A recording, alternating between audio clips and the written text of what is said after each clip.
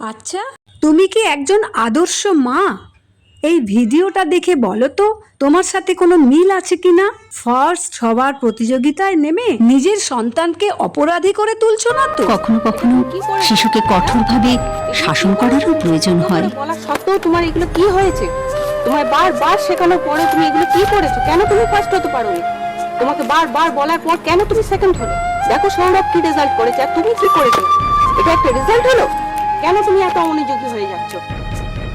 কিন্তু সেই শাসন যেন শিশুর মনে নিরাপত্তার অভাব না আনে, কারণ একটি শিশু সবসময় চায় নিরাপত্তার আশ্বাস।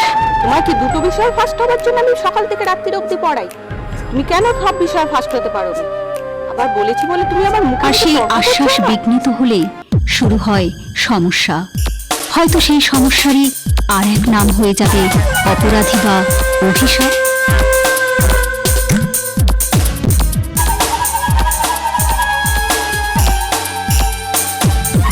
বড় হবার সঙ্গে সঙ্গে একটি শিশুর নিজের একটা জগৎ গড়ে ওঠে, শুরু হয় মনস্তাত্ত্বিক গঠন।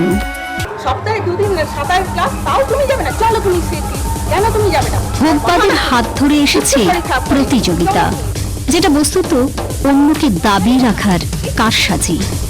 এই মূল্যবোধের সম্পর্কের পেছনে কিন্তু একজন মায়ের প্রত্যক্ষ ভূমিকা অনেকখানি। তাই তার নিজস্ব জগৎকে নস্যাৎ করে শিশুটিকে সবকিছুতেই প্রথম হবার প্রতিযোগিতায় ঠেলে না দিয়ে তার স্বাভাবিক বিকাশের দিকে লক্ষ্য রাখাই একজন আদর্শ মায়ের পরিচয়।